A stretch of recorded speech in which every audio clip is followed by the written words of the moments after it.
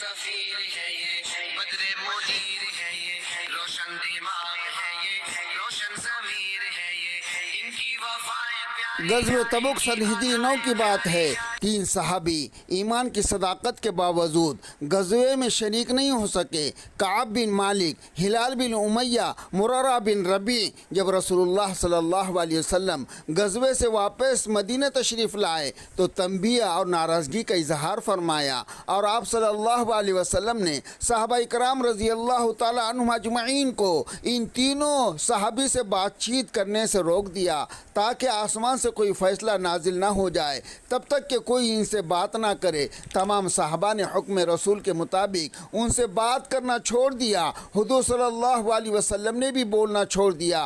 तमाम रिश्तेदारियां और तमाम ताल्लुक़त के बावजूद इन तीनों के लिए पूरा मदीना अजनबी बन गया। बेरुखिया और बायकाट का अजीब मंजर था। चोरी छुपे भी कोई सहाबी बातचीत करने के लिए तैयार ना होता था, इसलिए कि किसी सहाबी में मजाल नहीं थी कि जिस काम से अल्लाह के रसूल सल्लल्लाहु अलैहि वसल्लम मना फरमा दे फिर किसी तरह उनसे बात किया जाए। सही बुखारी की रिवायत है, नकल करने वाले खुद काब बिन मालिक हैं। वो फरमाते हैं कि हुज़ूर अकरम सल्लल्लाहु अलैहि वसल्लम की मुमानियत पर लोगों ने हमसे बात करना छोड़ दिया, हमसे इज्तनाब करने लगे। गोया दुनिया ही बदल गई, हत्ता कि ज़मीन अपनी वसाअत के बावजूद मुझे तंग मालूम होने लगी। मुझे सबसे ज़्यादा फ़िक्र इस बात की थी कि मैं इस हाल में मर गया तो हुज़ूर अकरम सल्लल्लाहु अलैहि वसल्लम मेरे जनाजे की नमाज भी नहीं पढ़ेंगे। अगर खुदा न खास्ता हुज़ूर का विसाल हो गया तो मैं हमेशा हमेशा के लिए ऐसा ही रहूँगा, न मुझसे कोई बात करेगा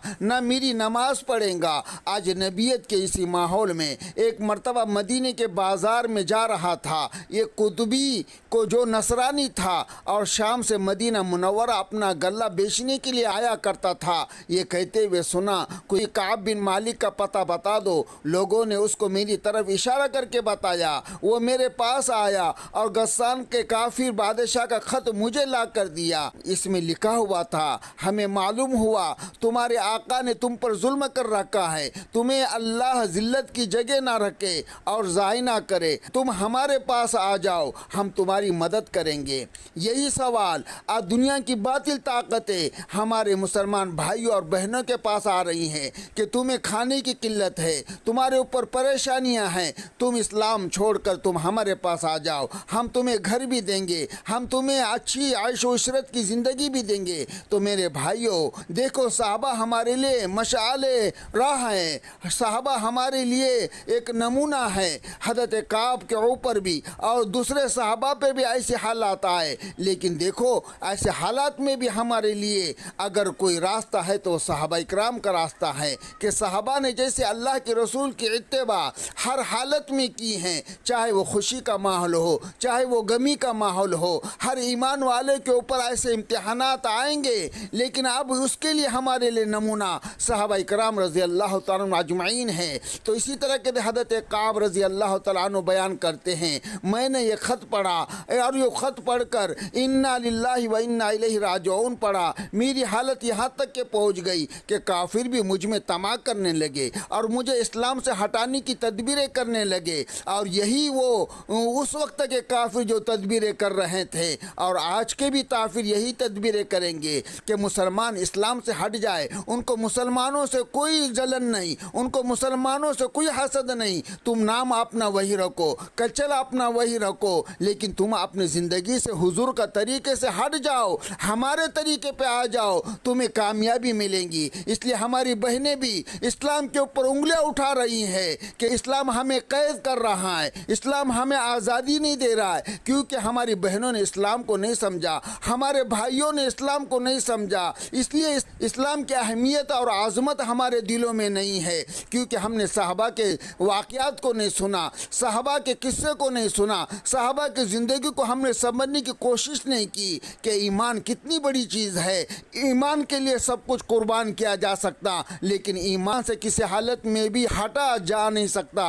یہ بھی میرے لیے ایک آزمائش ہے۔ حضرت کعب فرماتے ہیں جیسا میں نے وہ خط پڑھا کہ فرمانے لگے کافر لوگ بھی میرے لیے تمنا کرنے لگے اور میرے لیے تدبیریں کرنے لگے، یہ بھی میرے لیے ایک آزمائش ہے۔ اس کو لے جا کر تندور میں نے جلا دیا۔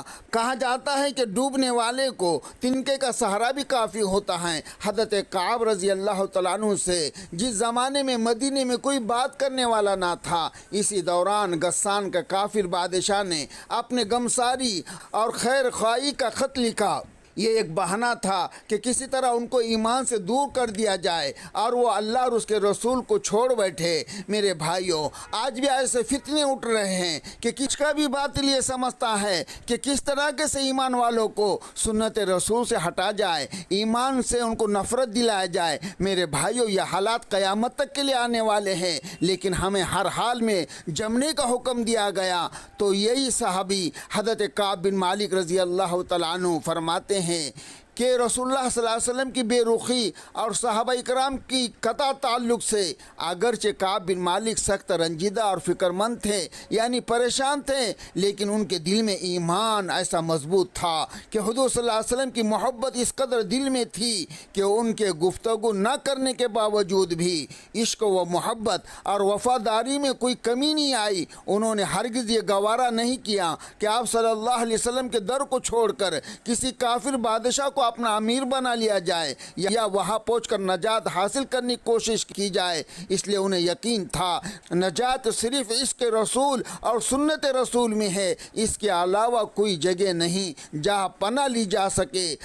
آج ہمارا حال یہ ہے کہ تھوڑا سا اگر ہمیں نفع نظر آ جاتا ہے ہم شریعت کو چھوڑ دیتے ہیں۔ میرے بھائیوں، اسے استقامت نہیں کرتے ہیں۔ جب ہم نے اللہ اور اس کے رسول کے اوپر ایمان لایا تو اس کا مطلب یہ ہے کہ ہم نے اللہ کے رسول کے ہاتھ پر بیعت کیا، اے اللہ کے رسول اب آپ کی اتباع کریں گے، آپ کے علاوہ کوئی طریقہ ہمیں پسند نہیں ہے، چاہے ہمیں دنیا بھی ملے، لیکن اگر کوئی مصیبتیں آ جائے پھر بھی ہم آپ کا اتباع نہیں چھوڑیں گے، چاہے ہماری دنیا برباد ہو جائے، ہمارے بچے یتیم ہو جائے، ہمارے بیوہ ہو جائے، اے اللہ کے رسول سب برداشت کریں گے، لیکن آپ کی اطاعت نہیں چھوڑیں گے۔ اللہ رب العالمین کو ایسے ہی ایمان والے پسند ہیں، اور اللہ ایسے ہی ایمان والوں کی تعریف اپنے قرآن میں فرماتا ہے کہ وہ ایمان والے جو ہر حال میں بھی، پریشانی میں بھی اور غم میں بھی، چاہے مال ہو یا ان سے مال چھین لیا جائے، یعنی ہر حال کے اندر وہ استقامت پر قائم رہیں گے،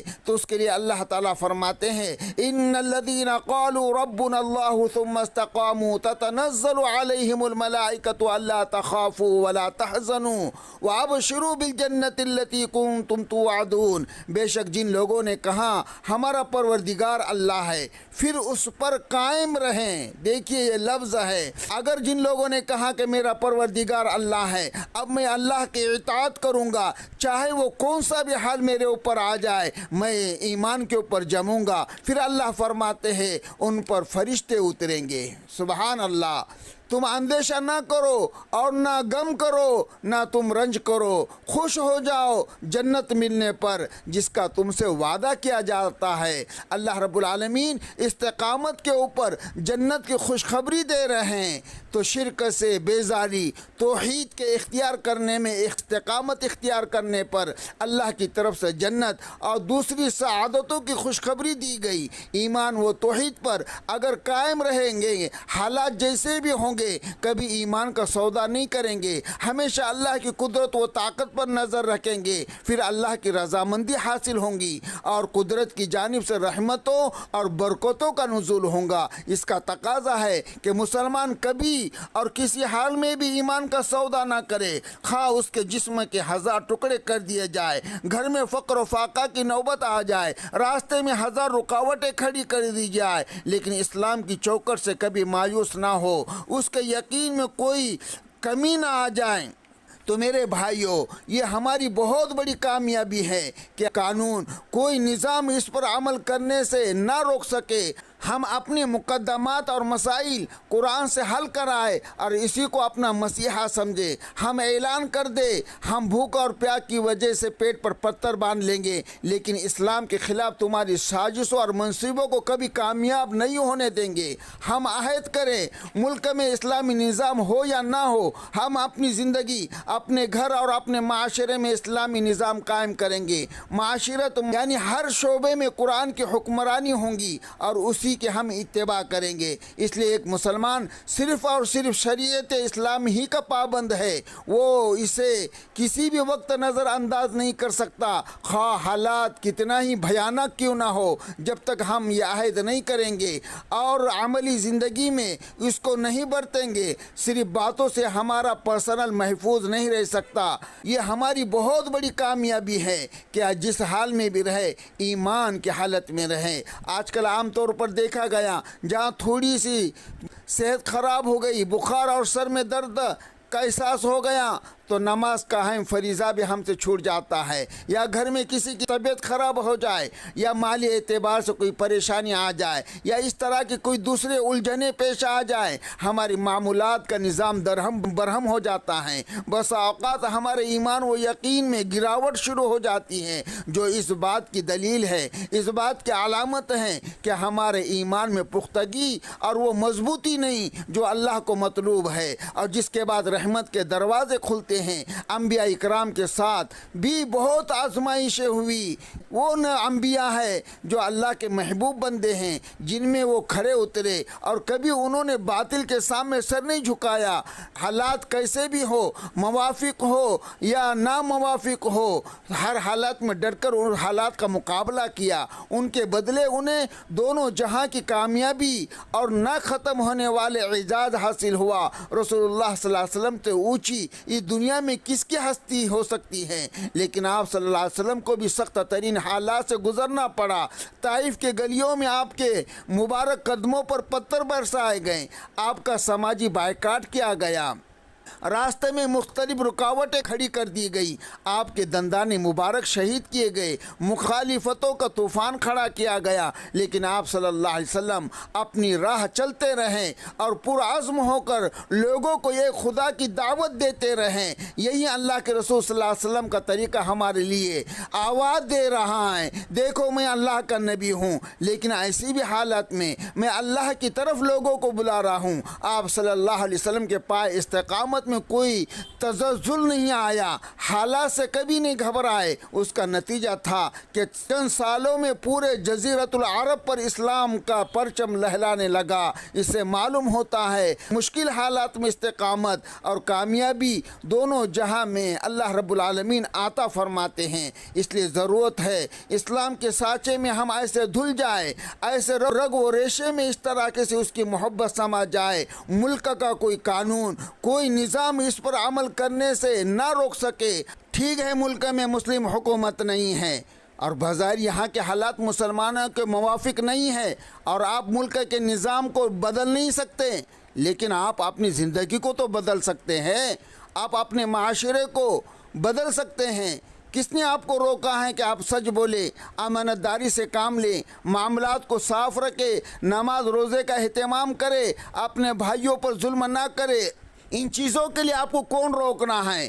آپ ملک کے حالات کو نہیں بدل سکتے، لیکن آپ اپنے آپ کو بدلنے کے لیے آپ کو کون سی رکاوٹ ہے؟ مسلمان اگر اپنے طلاق و نکاح اور جتنے مسائل ہیں ان کو عدالتوں میں لے جانے کے بجائے علماء کے پاس دارالافتاء دارالقضاء سے رجوع کریں، قرآن اور حدیث کی روشنی میں اپنے اطمینان کا اظہار کرتے ہوئے اس فیصلے کو مان لیں اور یہ جھگڑا لڑائی کو ختم کریں، تو ہمارے علماء اور مفتیٰ اکرام دارالافتاء میں دارالقضاء کے اندر جو ہمیں فیصلہ بتائے وہ قرآن اور حدیث کے مطابق ہی فیصلہ بتائیں گے.